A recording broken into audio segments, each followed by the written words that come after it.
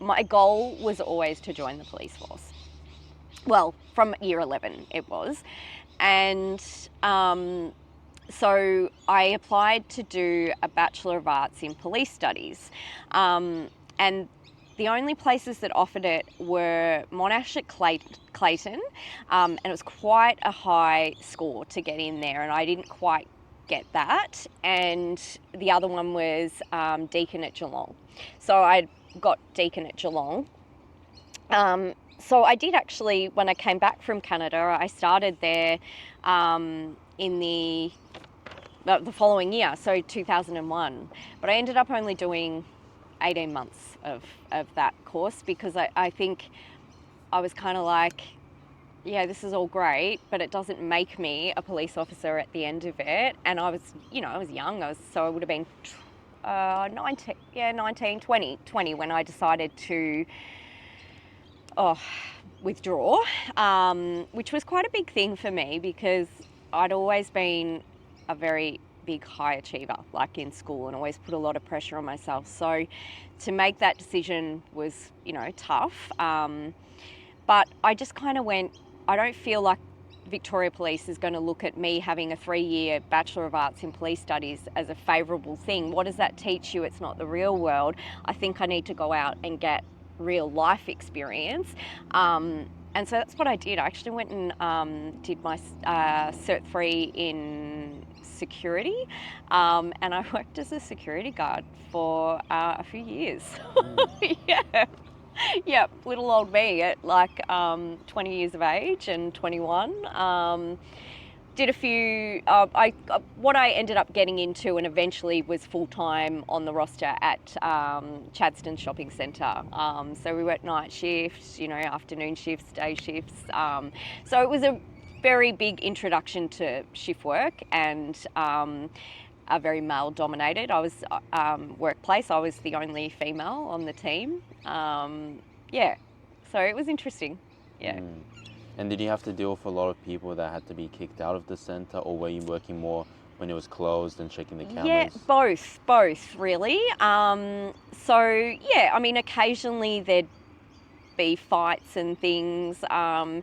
I vividly remember once getting sent to a job at a chemist where there was a dispute between two females and the cashier, and I think it was over, it could have been to do with like the methadone she couldn't get what she was after, and it had sort of escalated. And I remember walking in there thinking, and it was just me, and anyway, I did manage to get her out of the chemist, but I hadn't answered the radio, and that's when I knew the guys really had my back, because all of a sudden I've got her out and I'm fine, but there's like, there they all are, the rest of my team, that were on shift to like come in and check on me because I hadn't answered the radio, because I was distracted with what I was doing. So, so they looked after me. Yeah.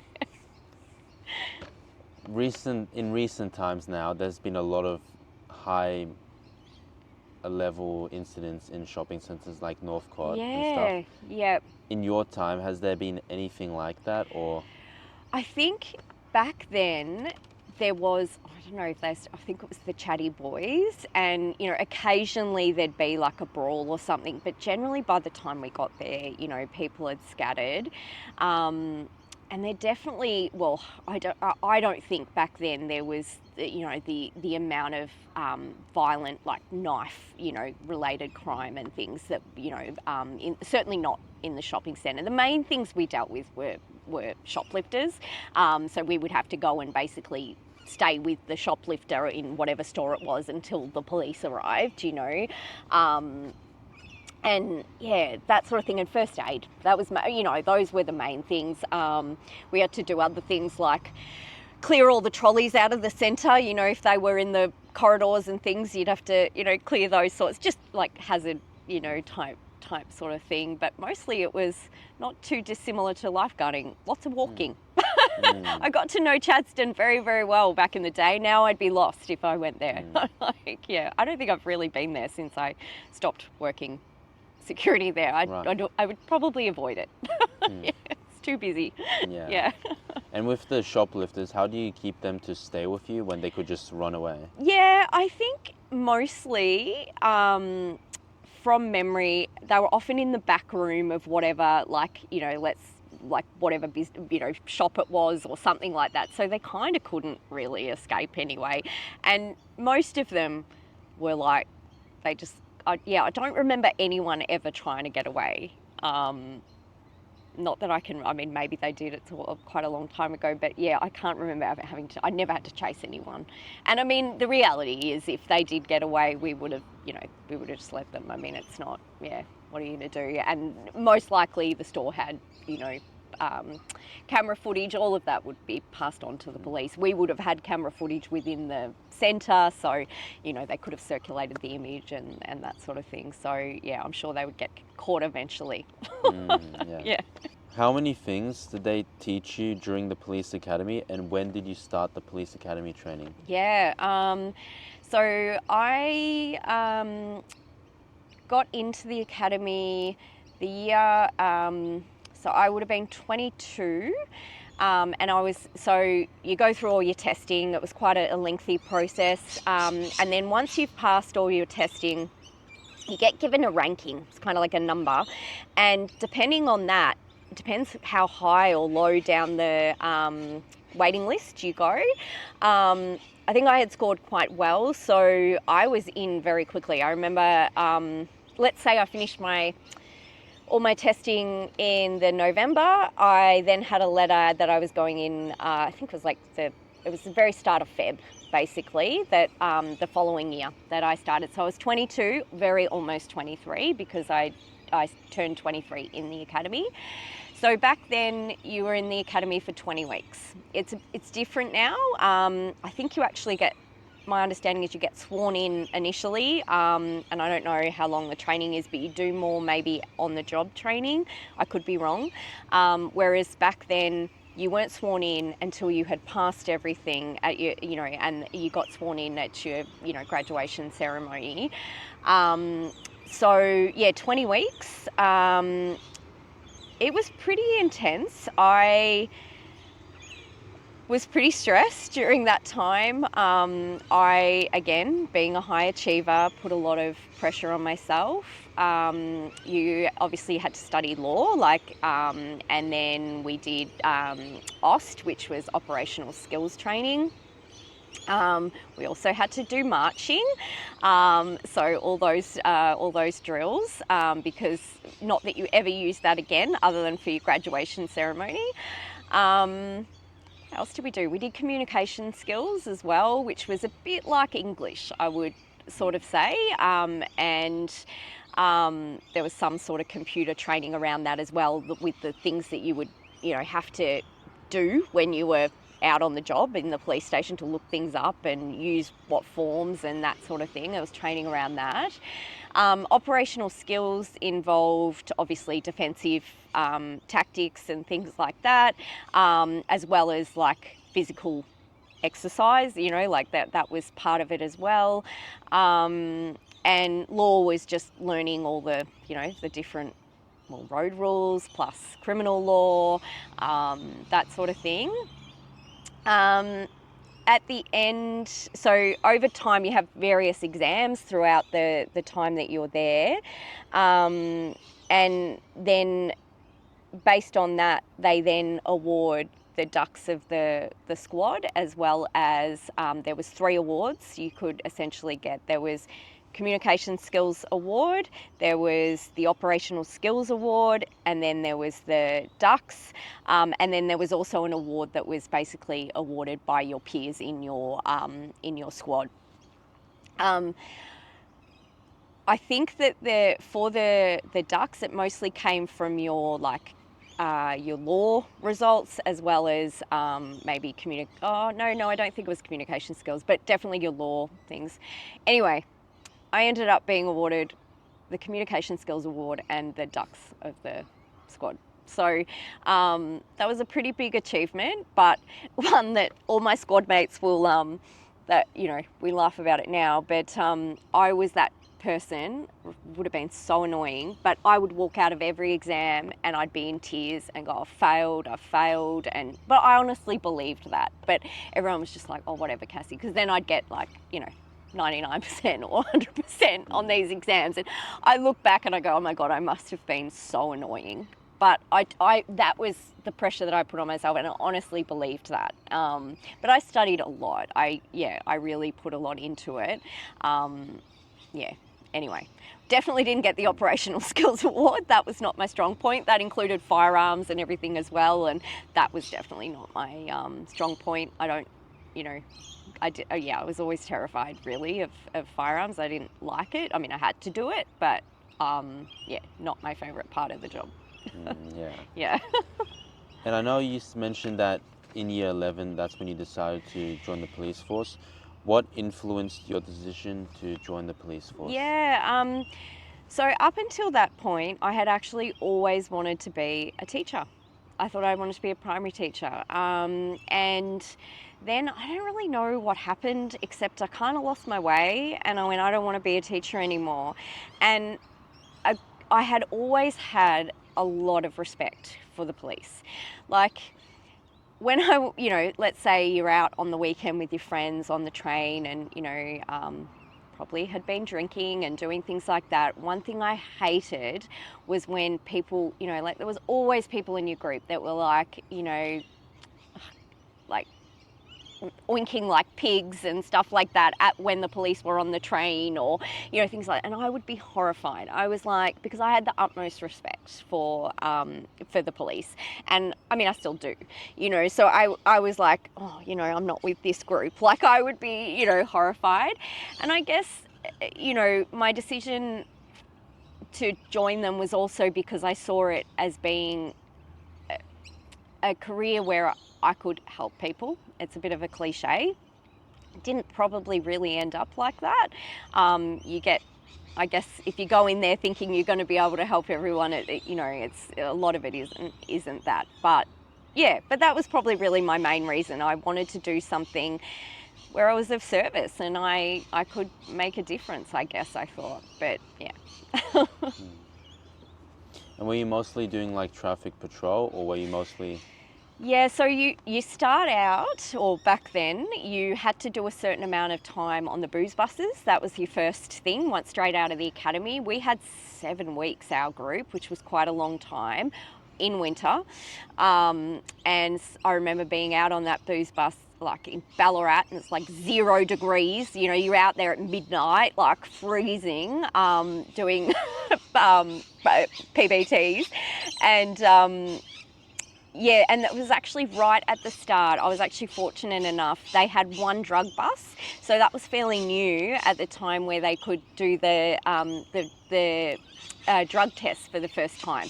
So I got to do 2 weeks on that bus towards the end of my time there, and that was really interesting as well. You still did PBTs, but we were also doing the drug testing as well.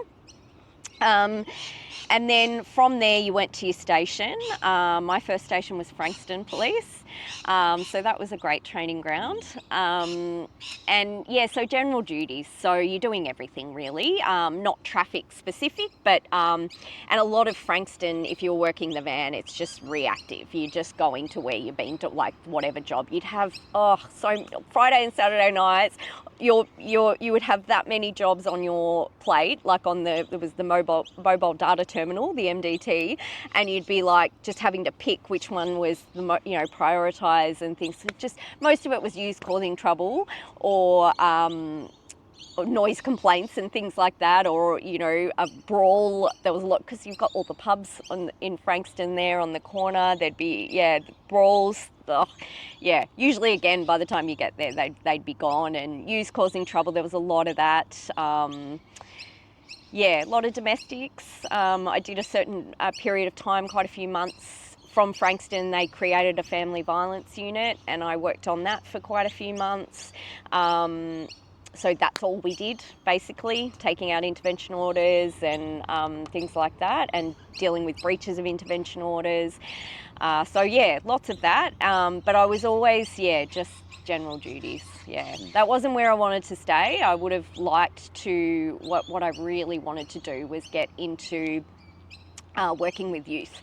So they used to have, I don't know if they still do, but there was like youth resource officers, and they worked with young offenders or those that were at risk of offending. And I would have, and they, went to schools and things like that, more of an education sort of thing. And I would have liked to get there, but I didn't end up there. Yeah. And for those who don't fully know what a booze bus or a drug bus is, what were they? Yep, so the booze buses, I mean, we still have them. They're the big buses with all the flashing lights, and they'll pull up in a location. You're allocated where you've got to go, and they'll have there might be 5 of you on the bus, and you're all, in a station. You've all got your own little station. The cars get waved in, and you're doing your breath tests, and as long as it's fine, you wave them off. But if they get a reading, you've got to ask for their license, because you've got to check. It might be under 0.05, but they might be someone that has a 0 condition on their license, like a P plater, or they might have that because they've had previous, drink driving offences and things like that. So, and the drug bus was the same idea. We would do both the PBT and then the, I don't know if they're still the same, but you used to have to get the person to run it down their tongue. Then you'd put the thing back on and wait for it to develop. It took longer. It was like a 5-minute wait for the result to come up. So the driver had to sit there. So you get less done in the time, whereas PBTs, you could, as long as you didn't get anyone, you just keep waving them through, and it's pretty quick and easy. So yeah. But they can be anywhere. You never really know. They pop up in interesting places. Yeah. And because you wave people in, were there people that just avoided it straight on? So what they will always have is a car, usually located a police car, a bit behind where the booze bus is, or in a side street or something like that. If you see someone, say they're approaching, and you see like the booze bus there, and that people duck off down a side street, there'll be a police car that's, and they would get people that way because someone's trying to avoid it, Never had anyone floor it and drive through or drive off without doing it. That never happened to me, but yeah. And we used to, even when I was out at like Frankston and Mornington, I ended up there as well, we would set up random breath testing stations where we didn't have a bus, but we just had the car, and there'd be the 2 of you that were working the car. One would wave them in, and you'd just do, random breath tests throughout the day, or, whatever it was. So, yeah, always a big part. What were your favourite parts of working for the Victorian Police Force? Yeah, I guess it's a tough one, because it feels like, well, it is a lifetime ago for me. My career ended up being 5.5 years, not what I, imagined when I started. What were my favourite things? I guess I did love that I belonged to that I was part of that. I was proud to be a member of Victoria Police, and I felt it was a very honourable job to have. I always felt like when I'd meet people and they'd ask me what do you do, and I was quite young, of course, and I'd say, I'm a police officer. I feel like people nearly fell over and were like, what? And then because I didn't probably look like a typical police officer at that age. I think that's probably mostly it. Look, I did meet some great people and then some not so great people in there, it's a tough one, because I still have a bit of, I guess, the end to my career. There's still a sour taste in my mouth of things that I went through in there, and do I wish it might have, gone differently? Yes. I guess, I should mention I met my now ex-husband, but I met him in the police force. So we have 3 beautiful children together. So that is a very positive thing. So, it wasn't all bad. That's for sure, And he, even after I left, he was still in the job for many years. We have been separated and divorced now for 9 years, but he was still in when we divorced, and he's now out.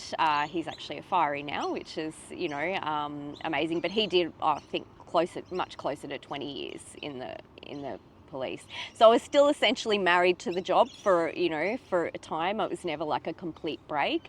And I still have friends, that were colleagues of mine, not necessarily close, but, with Facebook now and all of that, you're connected to people, and I've been able to reconnect with, sergeants and things that, we weren't necessarily friends back then, but now, you're on, unfortunately, the majority of people are ill health retired, and that makes me really sad, because these were long-term, police officers, but it wears you down. And I mean, I only did 5.5 years. I can't imagine, some of these people had 20, 30-year careers.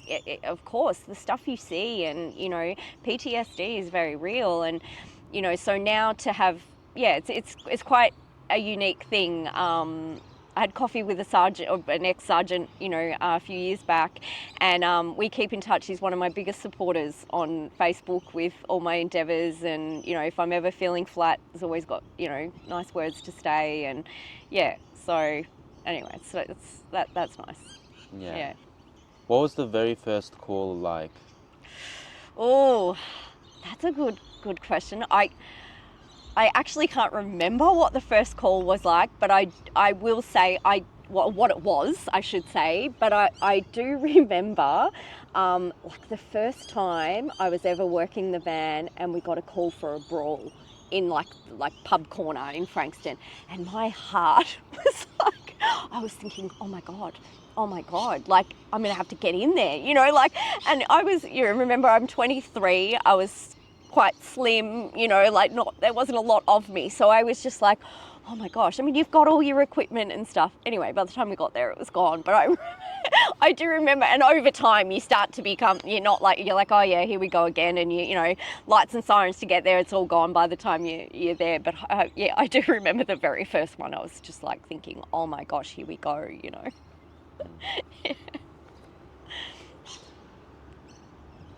If you are comfortable sharing with us, what was the hardest part of the job? So I guess you do see a lot of things that, you wouldn't see. You see a lot of good things and a lot of not so good things. Something I do remember them saying in the academy is, you've got tickets to the greatest show on earth, once you get out of here. And, yes, but unfortunately, most of the things that you're dealing with, you're dealing with people at not a good time in their life. It could be that you're dealing with, a traffic accident. And it could be there might be people injured. There might be, whatever it is. You might be delivering a death message. That's really tough. You could be dealing with them, they've just had a domestic situation and there's children involved, and that used to really get me. Even though I didn't have children back then, I had my eldest daughter and I left after having my first child. But I didn't even have children back then. But one thing that really bugged me was when you'd be, we're dealing with these domestic disputes and the children are in the middle and they're being used as pawns, and, and I just... I really used to get frustrated about that. I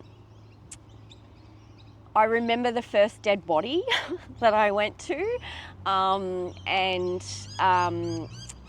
that was a 17-year-old girl who she had died in her bed, and it was a bit, it was sort of like, well, what happened? And the story was something like her mum, I think, might have, gambled a lot, and she was at the probably RSL or whatever it is, on the pokies, or, doing that. And the girl was home with her stepfather, and because she was upset with her mum, she said, I've taken an overdose of my medication, which I think was an asthma medication or something. So that was to get the mum to come home, and the mum did come home. the ambulance attended, and I don't know what really happened there, but she told her to take charcoal tablets and, you know, basically flush out her system. It wasn't going to be a fatal thing. I don't really know what happened, except the girl went to bed. The next morning she got up, she got a glass of Coke, of all things. She'd been vomiting quite a lot, I think, because of the charcoal and stuff. And then when her mum went to check on her, she had passed away. I think her system just shut down. So obviously it wasn't an expected death, and you would be called if there's no doctor to write a death certificate, then, you know, we would be there until the, you know, undertakers came and everything. And I remember the mum being, you know, very distraught, naturally, and the paramedics were there, and she was like, I don't want her to go like that. I want her to wear this jacket or something. And the paramedics like, well, I'm sure, you know, Constable Cassie will help me put that on her and things like that. And I remember like thinking, oh, I've got to touch the body, like, you know. And for me, like, I was 23. I still remember this girl's face. I did it. I mean, of course I did. But yeah, I still remember her face. And I had an infant death, and I still remember his little face. So yeah, those things don't leave you. Like, yeah. So I don't know if I really answered your question. I probably went off on a tangent, but they are things that I vividly remember. I mean, there's so many more. Yeah. You probably remember the bad more than the good. Definitely, yeah. Yeah. Did you represent the force in any community events, like attending maybe careers expos or schools or? Not so much. I did do the blue light discos. I would volunteer at those. There was one in Langwarrin, so I did quite a few of those. You didn't get paid for it specifically, but you got time in lieu for the time that you would do that on a Friday or Saturday. I think it was Friday nights. I quite enjoyed those.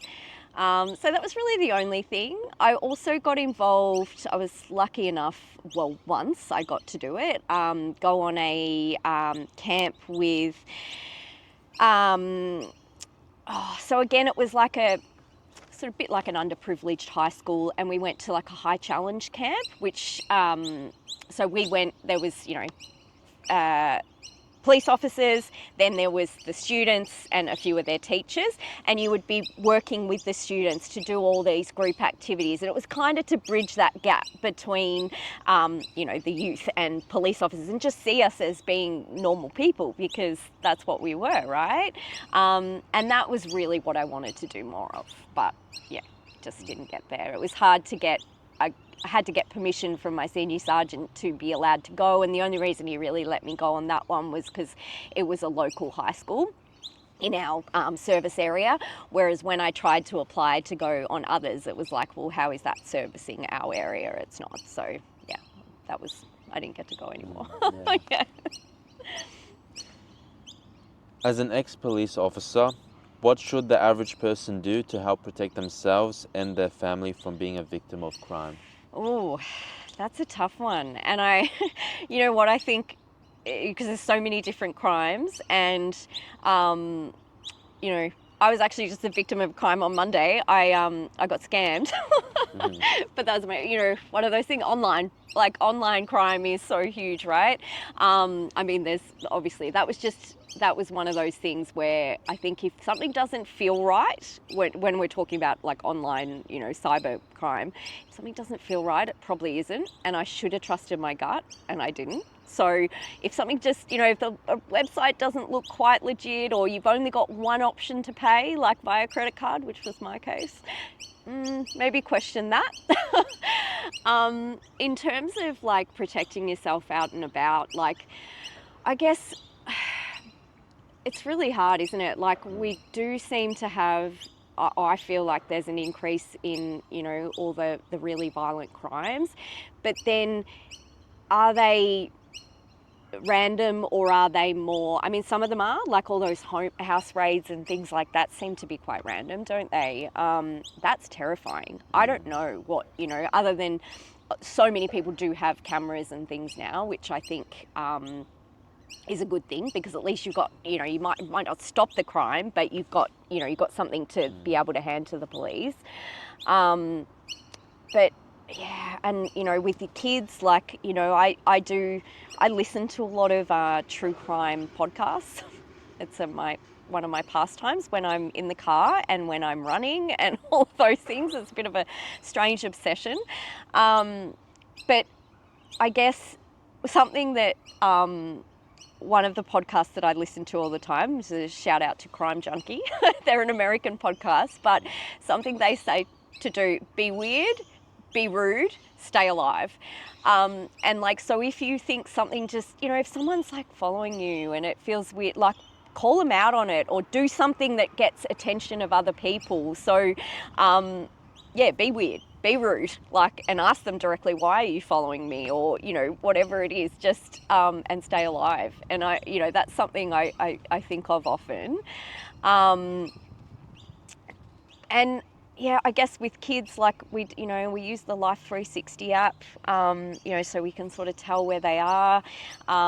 We didn't have any of that in my day, so, which is, quite crazy. Like, I think about, I've got a daughter now who's 16, and at that age, what I was doing, there was loads of underage drinking and telling your parents you're going to be in one place and you're not. And, how lucky I was that nothing really bad happened to me, putting myself in those situations. So I think there's, knowledge now, is helpful. But yeah, it's a tough one. I don't know. Yeah, security systems, just be aware of your surroundings. Yeah, take note, I guess. Yeah.